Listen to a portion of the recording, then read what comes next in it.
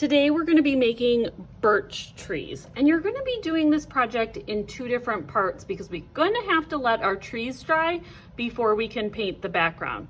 If you don't want to wait, you can always do this project on two pieces of paper. So we're going to make our birch trees and then we're going to paint the background. You can always make your birch trees, let this paper dry, use a second piece of paper, paint a background, cut out your trees and glue them on the background. That's an alternative assignment. So the first thing we're going to do is we are going to draw our birch trees so that they go the entire length of our paper.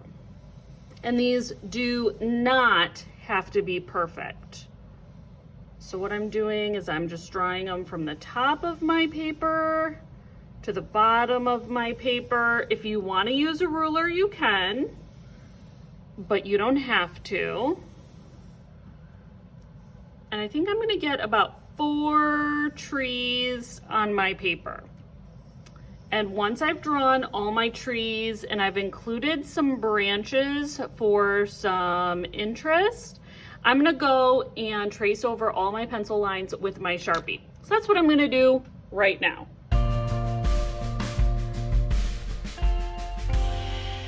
Okay, now that my trees are done, grab some cardboard. So this is cardboard from a food or a cereal box that you have at your house. And you want to cut it so that it's a perfect tool for dragging on your birch trees and bringing the paint over.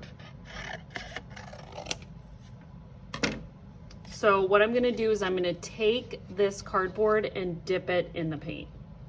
Now, if you only have watercolor paint at your house, this works too if you draw the line with a marker or watercolor paint and use a cardboard object and drag over.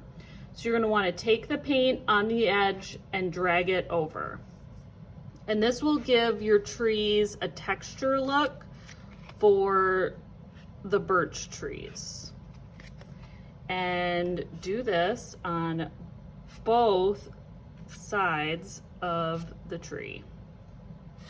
You can also cut the cardboard to different sizes and do this for your branches as well. So I'm going to continue doing this for my trees and my branches, and I'll be right back when I'm done.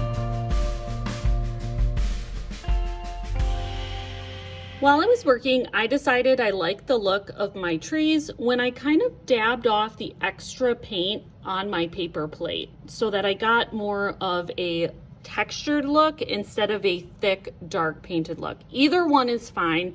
Your trees can look however you want. You get to choose because you are the artist. Now, the only thing is we can't go in and paint the background until this black paint is dry. So you can either make the choice to get a second piece of paper and paint the background and cut these out when they're dry and glue them to your background, or you can let these trees dry and then come back when they're dry to paint the background. All right, artists, I'm back and my painting is totally dry, so it's ready for painting in the background. Now remember, if you don't have paint at home, that's totally okay.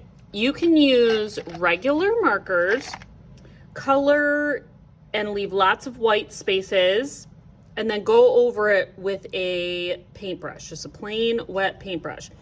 And it will turn your marker colors into instant watercolor paint.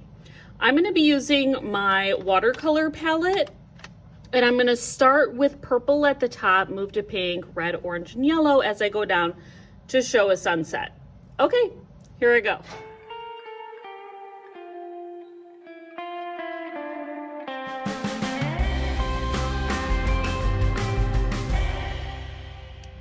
Okay, artists, my painting is done. I finished painting the background of my painting with the sunset of colors. I've blended the colors in between to kind of create an ombre or gradient effect. I hope you enjoyed painting the textures on the birch trees as much as I did. I'll see you next time, artists. Bye!